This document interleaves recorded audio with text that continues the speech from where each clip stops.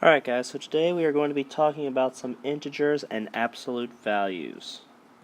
So for this lesson we have 5 vocabulary words. We have a negative number, positive number, an integer, an inequality, and an absolute value. So these first two are fairly common to you. So let's look at the negative number first. The negative number is any number less than 0. Any number less than 0. So if you look at it on the number line, we got our 0 here, anything to the left of it, or anything less than 0. And on the other side, if we have a positive number, it's any number that is more than 0.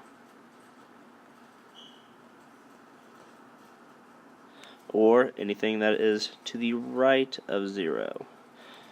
So the integer is basically just any number that falls on the number line. So what we have below, if you see that it says this thing is called a number line, and I have a number line above my whiteboard in my room as well. This number line, you could basically just call it an integer line. This is also known as an integer line or a number line. So when we're talking about inequalities, so inequalities are known as greater than or less than, or greater than or equal to, or less than or equal to. I'm sure that you've worked with a couple of them before in previous classes, but if we have an inequality that this is the less than sign, that equals less than, and if we have the sign that looks like it's like an alligator that's eating the number to the right, that is the greater than sign.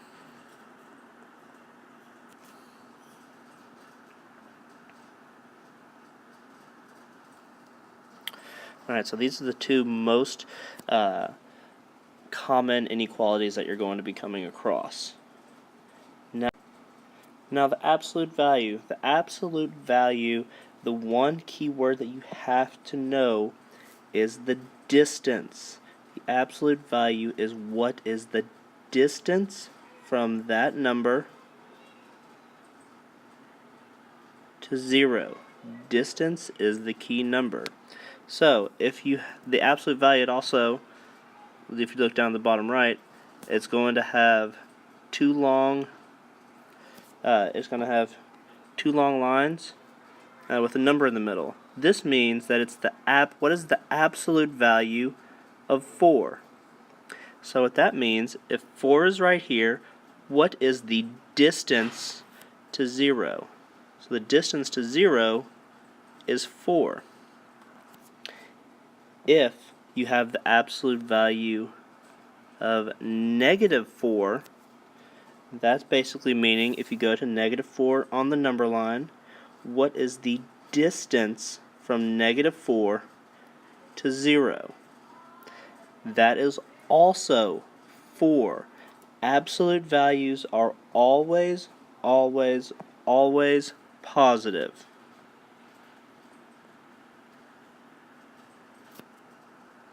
They're always positive numbers.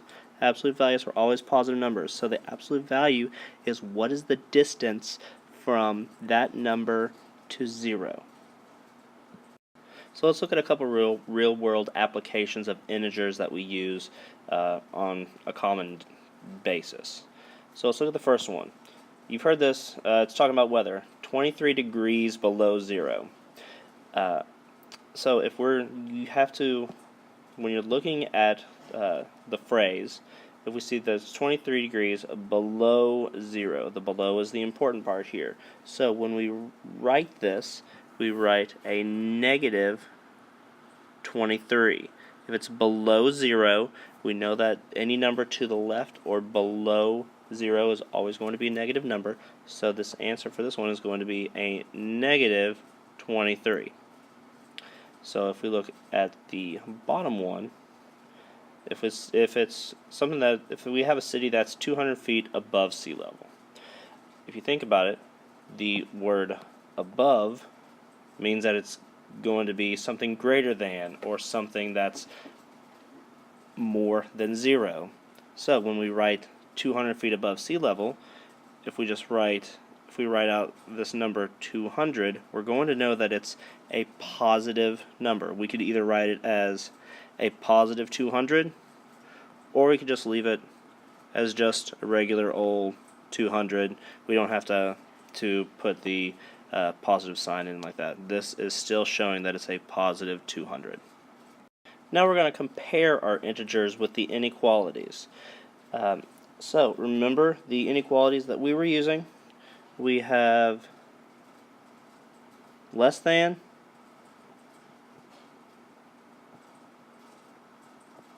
or we have greater than.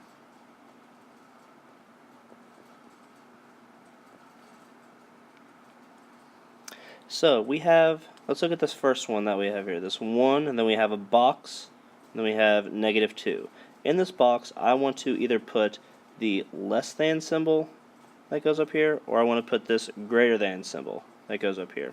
So to figure out which one of these two we're going to use, I want to be able to read from left to right this phrase, and it's going to make sense.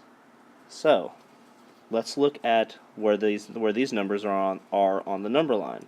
So if we look at 1 on the number line, so we have the point 1 on the number line, and we have the -2 on the number line. So which one of these two is greater? Is 1 greater than -2, or is -2 greater than 1? So from this we know that 1 is greater than -2. So from what we just said, we have 1 is greater than -2.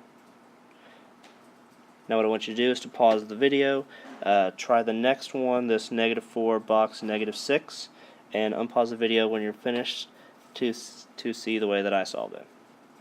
Alright, so let's look at our number line. If we have -4 and -6, we can go out on the number line, figure out where they are and how they line up on the number line. Which one is the number that is further to the right is the one that is greater, that's the number that's the bigger one.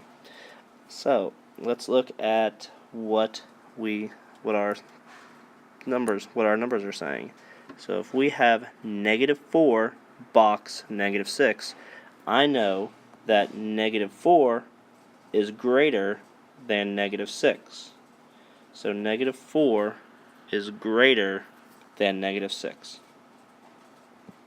So when we order integers on the number line, if we have the numbers 1, -5, 0, -1, and 4, and they're telling us to put it in order from least to greatest, one thing that might help you out is all you have to do is just take these numbers and put them on the number line. So if we have 1, and we have -5, and we have 0, and we have -1, and we have 4.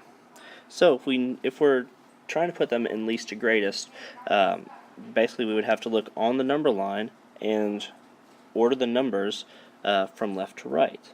So if we do that, let's start, least to greatest, -5 is the smallest, followed by -1, 0, 1, and then 4.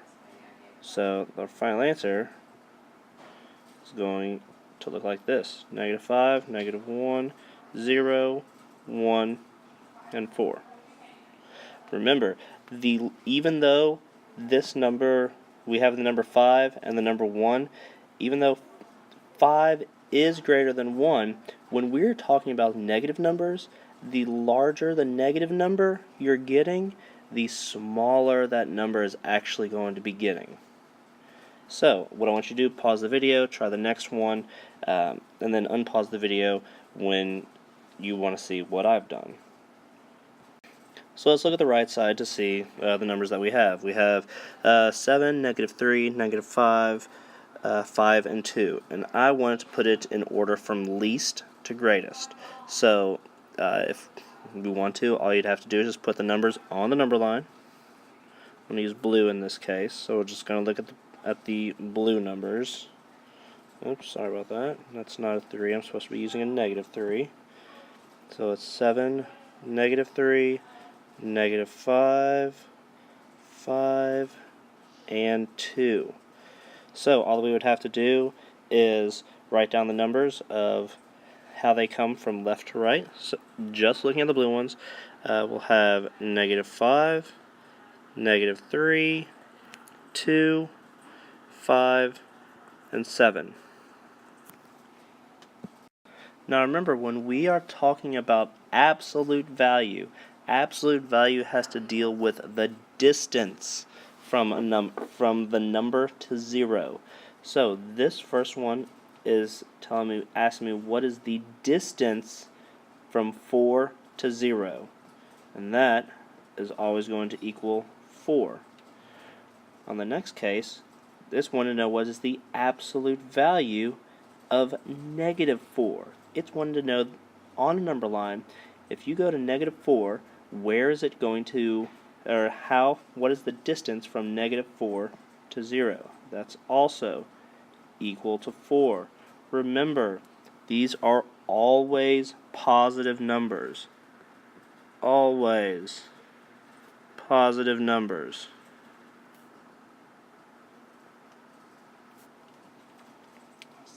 So let's look at the bottom two. Now we're going to be trying to solve some expressions.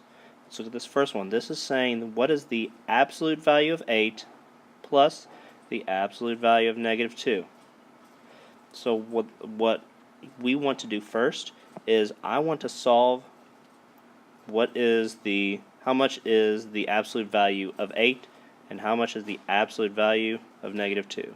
So the absolute value of 8 is 8, and we're still going to keep the plus sign.